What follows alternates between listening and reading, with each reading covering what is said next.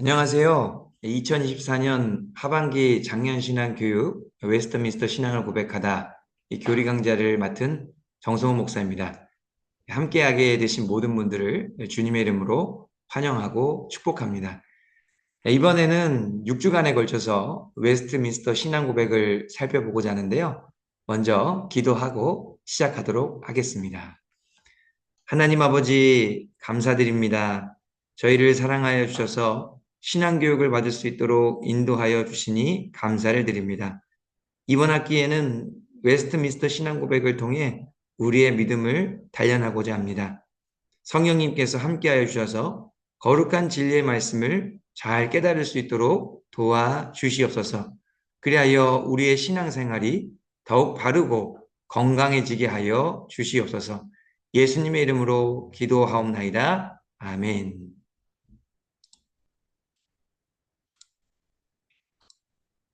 이미 단톡방에 공유해 드리긴 했지만 간단하게 강의 계획서를 다시 한번 살펴보겠습니다. 이 강의는 현장과 동영상으로 구성되어 있습니다. 동영상 강의가 아, 동영상 강의는 강의가 진행되는 수요일 오후 5시에 링크를 통해 전달될 예정입니다. 그리고 교재가 있습니다. 대한예수교 장로의 헌법책입니다. 예, 우리 교단에 헌법이 나와 있는 책이기에 관심 있는 분들은 구매하시면 좋을 것 같습니다. 그러나 구매하지 않으셔도 됩니다. 웨스트민스터 신앙고백 내용은 제가 프린트해서 다 드리도록 하겠습니다. 강의 목표는 우리의 신앙을 되돌아보고 우리가 무엇을 추구하며 살아야 할지, 또한 하나님의 진리에 대해서 묵상해 보는 것입니다. 신앙 고백 자체가 진리라고 할 수는 없습니다. 그러나 신앙 고백을 통해서 우리가 진리를 알아가고 진리를 깨달을 수 있습니다. 그러기에 신앙 고백의 도움이 중요한 것이죠. 총 강의는 6주간에 걸쳐 진행되는데요. 1주차에는 웨스트민스터 신앙 고백에 대하여 전반적으로 좀 알아보는 시간을 갖고요. 나머지 5주 동안에는 각 장들의 내용을 좀 살펴보면서 웨스트민스터 신앙 고백이 무엇을 구체적으로 말하고 있는지 함께 알아보고자 합니다. 우리가 공부하려고 하는 이 웨스트민스터 신앙 고백은 총 35장으로 구성되어 있습니다.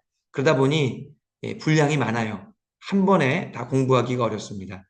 그래서 이번 학기에는 15장까지만 살펴보도록 하고요. 다음 학기에 다음 남은 내용들을 이어서 살펴보고자 합니다. 신앙 고백을 또 읽어가다 보면 궁금한 점들이 생길 수 있습니다. 그런 부분들은 잘 기록해 놓으셨다가 따로 질문해 주시면 답변해 드리도록 하겠습니다. 또 영상으로 함께 하시는 분들께서도 또 카톡으로 질문을 남겨주시면 또 좋은 질문 함께 공유하고 답변하는 시간을 갖도록 하겠습니다. 예, 이 웨스트민스터라는 것은 영국의 지역 이름을 말하는데요. 웨스트민스터와 관련된 지명, 건물들, 또 뭐 대학 이런 것들이 많이 있습니다. 크게는 이 영국 지역에 웨스트민스터 성공회 사원이 있고요.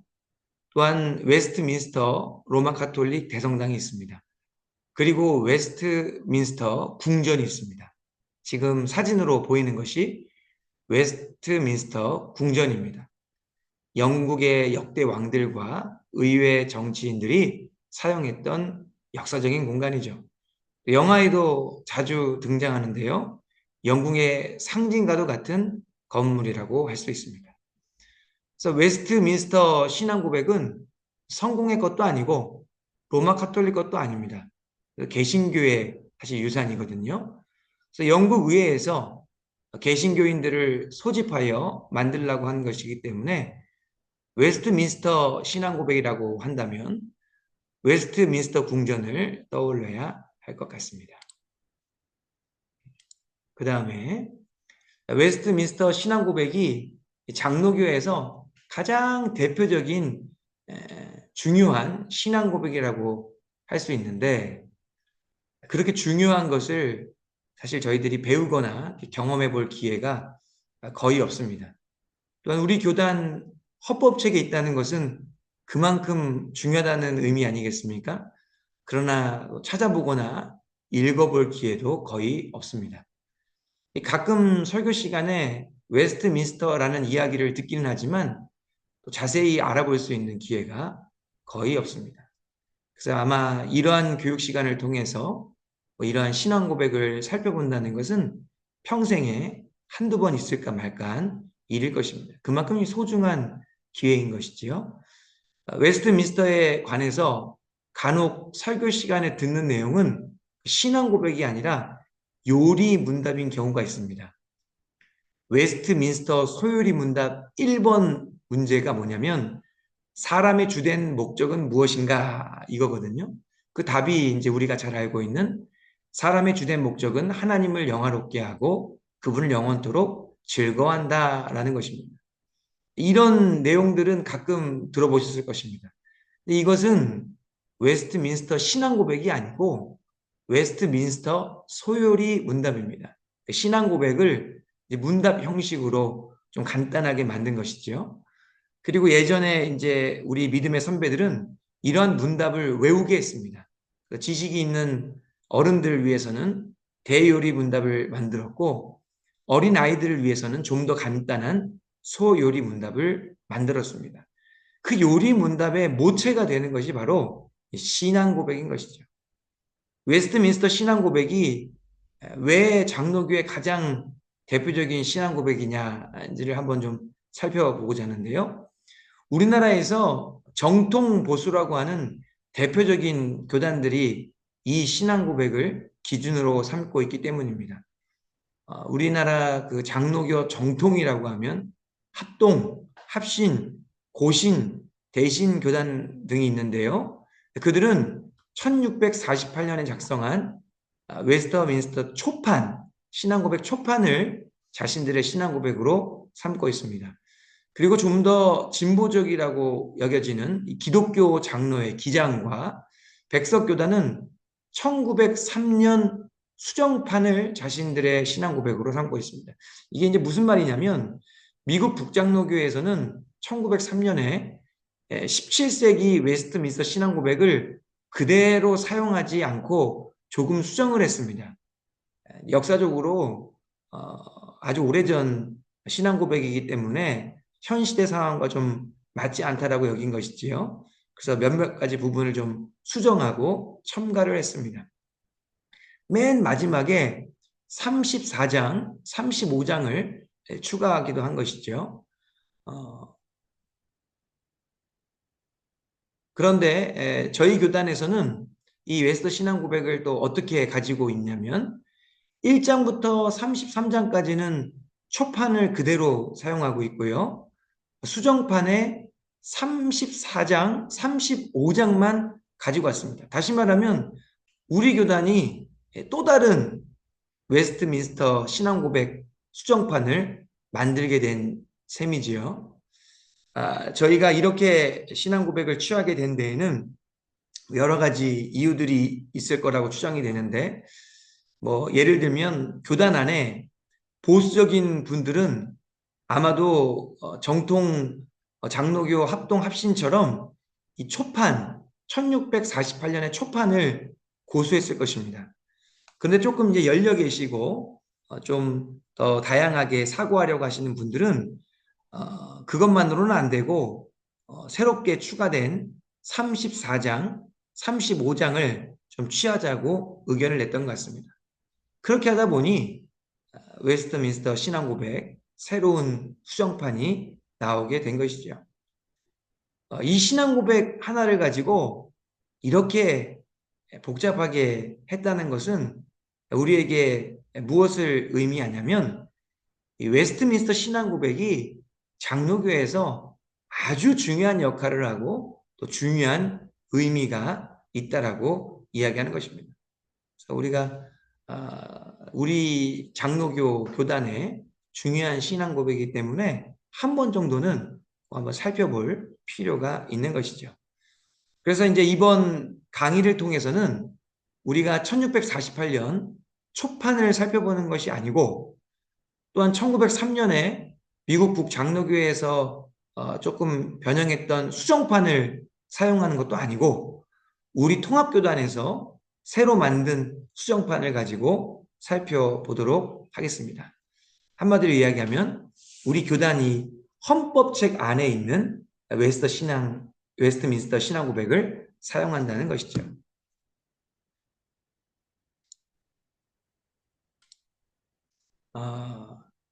방금 전에 말씀드린 내용을 조금 이해를 돕기 위해서 표로 정리를 좀 해봤는데요. 1648년 초판은 1장부터 33장까지만 있었습니다. 1장 성경부터 시작해서 33장 마지막 심판으로 끝나게 되는 것이죠. 그 이후에 나온 34장, 35장은 1903년에 미국 북장로교회에서 만든 내용입니다. 17세기에는 성령과 선교에 대한 관심이 좀 적었습니다. 그러다 보니까 그런 부분을 보완하기 위해서 미국 북장로교회가 새롭게 첨가한 것이죠. 그런데 1903년에 그 미국 북장로교회 수정판은 34장, 35장만 추가했던 것이 아닙니다. 제가 여기 표시를 해놨는데요.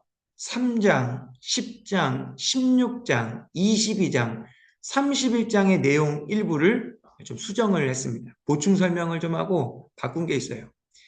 예를 들면 10장의 그 유효 소명장에 관해 보면 이 영화 때 영혼의 구원에 관한 내용들이 있는데요. 당시에는 의료기술이 발달하지 않다 보니까 영아 때 죽는 아기들이 많았죠. 근데 그때 당시에는 선택받은 아기만 구원받는다, 이렇게 이제 되어 있었는데 미국 북장로교회에서 이러한 내용들이 좀 너무 가혹하다 싶었는지 좀 수정을 했는데 유아 때 죽은 모든 아이들이 은혜의 선택 안에 포함된다, 이렇게 하면서 보충 설명을 했습니다. 이제 그런 식으로 시대의 상황과 요구에 맞추어 좀 내용을 변화시킨 거죠. 이것을 이제 좋게 보면 유연하게 대처했다, 융통성이 있다, 이렇게 볼 수 있는데 이걸 나쁘게 또 보면 처음에서 변경되었으니까 변질되었다, 타락했다, 이렇게 볼 수 있는 것입니다. 그런데 우리 교단의 기준은 무엇입니까? 이런 시선들 속에서 1장부터 33까지는 변경을 하지 않은, 수정하지 않은 1648년 초판을 사용하고 거기에 새롭게 첨가된 34장, 35장의 내용만을 받아들여서 우리 통합 교단만의 새로운 웨스트민스터 신앙고백 수정판을 만들게 된 것입니다. 이것을 잘 이해하는 것이 중요합니다. 웨스트민스터 신앙고백을 이렇게 알아가기 위해서는 먼저 이 신앙고백이 만들어지게 된 역사적 배경을 알아봐야 합니다. 어떤 맥락에서 웨스트민스터 신앙고백이라는 것이 만들어지게 되었는지를 알아야 하는 것이죠. 이 신앙고백은 영국에서 태어났습니다. 그래서 우리는 영국의 역사적 상황을 잠깐 좀 살펴볼 필요가 있습니다. 당시 영국은 4개의 나라로 이루어져 있는데요. 제가 빨간색 동그라미로 표시했는데 잉글랜드, 웨일스, 스코틀랜드, 아일랜드, 이렇게 4개 나라입니다. 물론 당시에 잉글랜드의 왕이 아일랜드의 왕도 겸직했던 것을 감안하면 3개 나라라고 할 수 있겠죠. 어찌됐든 3개 나라든 4개 나라가 각자 자신들만의 정치와 종교 제도를 고수하며 서로 갈등하는 그러한 시간들이 계속해서 있었습니다. 이 지역의 또 종교도 3가지였는데요. 전통적으로는 로마 카톨릭이 있었고요.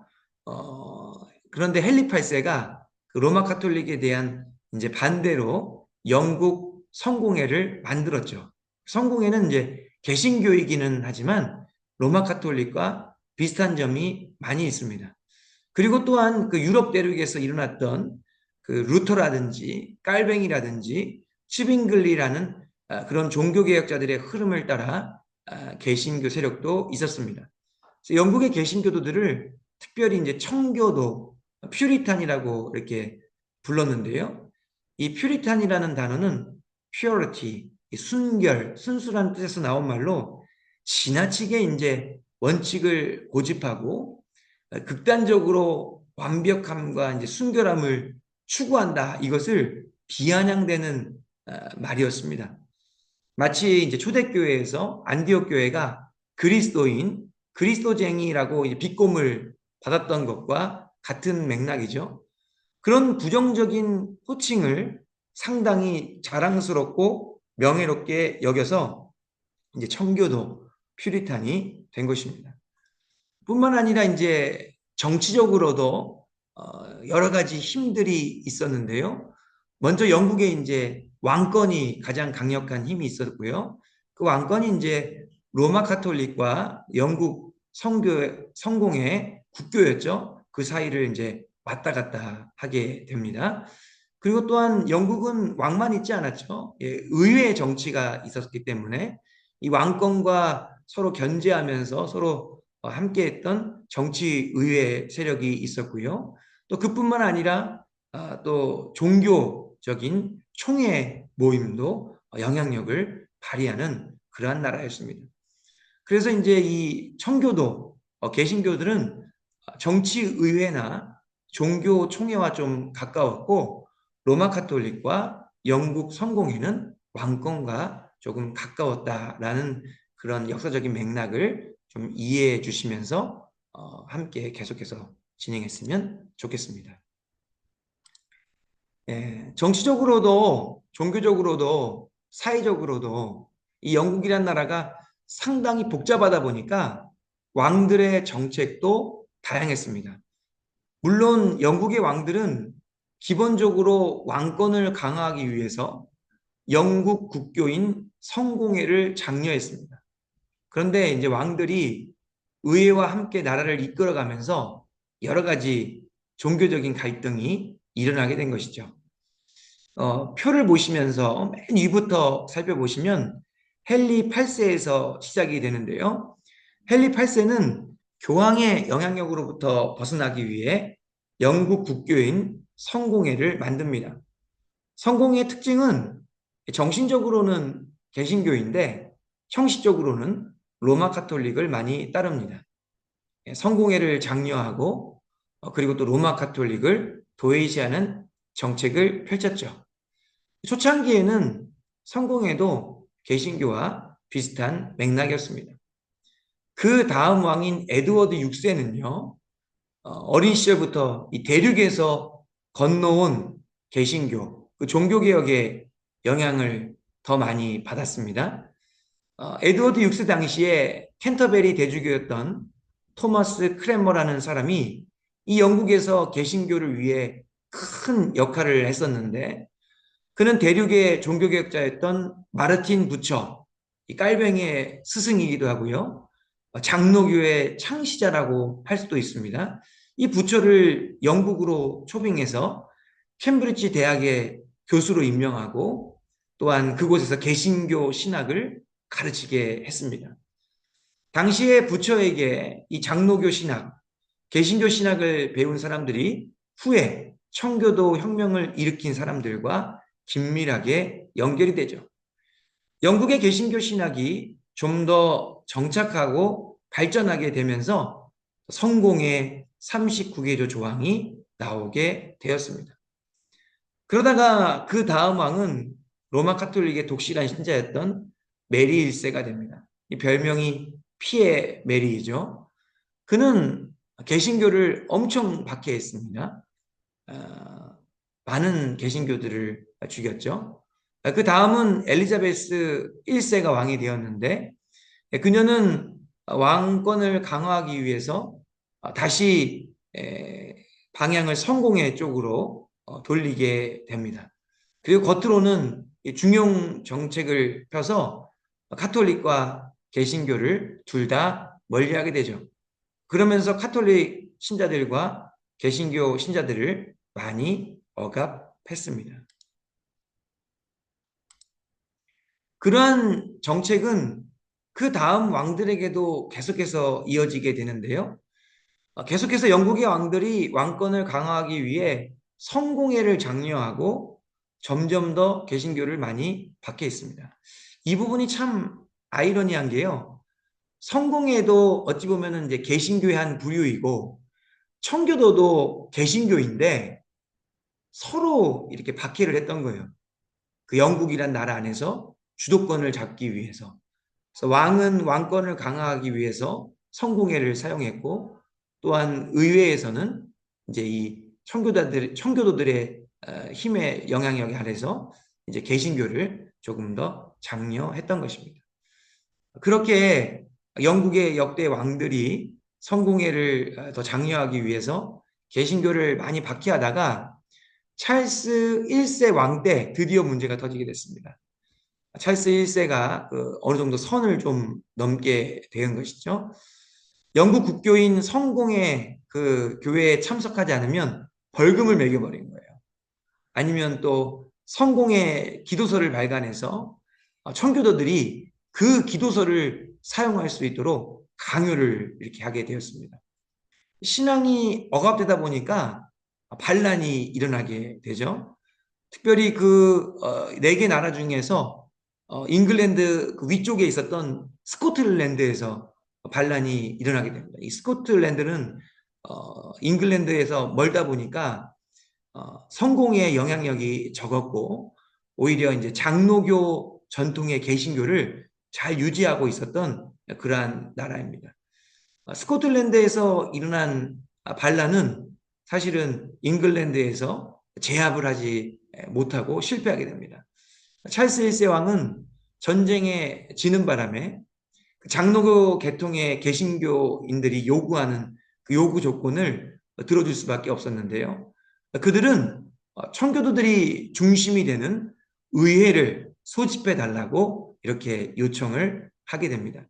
이 의회가 중요한데요. 이 의회는 1640년부터 1660년까지 이제 장기 집권을 하는데 그 기간 동안에 찰스 1세를 몰아내고 영국을 통치하게 됩니다. 그래서 이 의회를 두고 장기 의회다 이렇게 이제 이야기를 하는데 이 장기 의회가 집권하고 있는 기간이 영국의 개신교인들, 청교도들에게는 황금기가 됩니다. 그 기간 동안에 온갖 중요한 일들이 다 일어납니다. 크로멜이라는 사람이 청교도 혁명을 일으키고요. 또한 찰스 1세가 처형을 당하고 왕정을 폐지하게 되는 것이죠. 그리고 무엇보다도 그 중요한 기간 동안에 바로 웨스트민스터 신앙 고백이 작성된 것입니다. 그동안 영국이 종교적으로 너무 혼란스러워서 서로 죽이는 이런 끔찍한 일들을 겪다 보니까 이 나라를 하나 되게 하고 신앙을 통일할 수 있는 방법이 무엇일까 고민하다가 이 신앙 고백을 만들기로 한 것입니다. 평신도 리더 30명인데요. 이들은 물론 다 청교도들이었습니다. 또한 청교도 목사와 신학자 121명을 모아서 151명이 웨스트민스터 총회를 이루게 됩니다. 그리고 그들은 1643년부터 1649년까지 약 5년 6개월 동안 무려 1163회 이상을 만나면서 함께 기도하고 회의하면서 웨스트민스터 신앙 고백을 만들게 된 것이죠. 그렇게 종교개혁 정신을 담은 장로교 전통의 가장 완성도가 높다고 할 수 있는 이 신앙 고백이 탄생하게 된 것입니다. 그러다 보니까 이 장로교 정통 또 어떤 개신교의 정통 이것을 지키려고 하는 모든 사람들이 모든 교단들이 하나같이 이 웨스트민스터 신앙 고백을 중요시하게 된 것입니다. 물론 청교도의 전성기는 계속 가지 않았었습니다. 청교도 혁명을 일으켰던 크로멜이 사망하고 또 사람들은 왕이 없어 불안해합니다. 그러다가 찰스 2세를 다시 왕으로 세우게 되죠. 그리고 영국은 다시 성공회로 돌아서게 됩니다. 참 아이러니한 것이 이 웨스트민스터 신앙 고백이 영국에서 탄생을 했는데 그 이후로 더 이상 영국에서는 아무런 대접을 받지 못하고 역사의 뒤안길로 사라지게 되는 것입니다. 조금 전에 이제 했던 내용을 다시 한번 좀 간단하게 정리를 하면서 살펴보도록 하겠습니다. 그리고 동시에 이 웨스트민스터 신앙 고백의 의의와 한계에 대해서도 좀 정리해 보고자 합니다. 먼저는 이 대륙의 종교개혁자 깔뱅, 마르틴 부처 그 장로교 전통을 이제 계승하는 의미에서 웨스트민스터 신앙 고백이 의미가 있다라고 했는데요. 영국에서 왕정이 복고 후에 찰스 2세가 다시 등극하자 성공회로 정책을 돌리게 됐고 당연히 청교도의 가장 아름다운 산실이라고 할 수 있는 웨스트민스터 신앙 고백은 배척을 받게 됩니다. 그런데 이 신앙 고백이 스코틀랜드에서는 대환영을 받습니다. 당시에 스코틀랜드는 장로교 전통의 개신교가 계속해서 잘 유지되고 있었기 때문에 또 이 신앙 고백을 대환영을 하게 된 것이죠. 잉글랜드에 있던 박해를 받던 청교도들이 그들은 이제 더 이상 그 땅에서 살 수가 없었는데요. 그들은 웨스트민스터 신앙 고백을 가지고 영국을 떠나게 됩니다. 메이플라워를 타고 미국으로 넘어가는 것이죠. 그래서 웨스트민스터 신앙 고백은 영국에서 태어났지만 미국에서 완전히 꽃을 피우게 됩니다. 특별히 미국 장로교회에 아주 큰 영향을 미쳤고요. 또한 청교도들이 미국이라는 나라를 건설할 때에 청교도의 신앙으로 세웠는데 그 미국이라는 나라의 근간이 되는 것이 바로 웨스트민스터 신앙 고백이 되는 것입니다. 그리고 미국 장로교회 선교사들이 이제 어느 나라에 들어가게 되죠? 우리나라에 들어오게 됩니다. 그래서 우리나라에 와서 장로교를 세우면서 웨스트민스터 신앙 고백을 전하게 된 것이죠. 이로 인해 한국교회 장로교회 가장 근간에는 웨스트민스터 신앙 고백이 자리하게 된 것입니다. 요약하면 웨스트민스터 신앙 고백은 유럽의 영국에서 태어났지만 정작 태어난 곳에서는 스코틀랜드를 제외하고 큰 환영을 잘 받지 못했습니다. 열심히 잘 만들기는 했지만 제대로 쓰임받지 못했던 것이죠. 그러다가 청교도들이 이 신앙 고백을 들고 미국으로 건너가는 바람에 미국 땅에서 크게 쓰임받게 됩니다.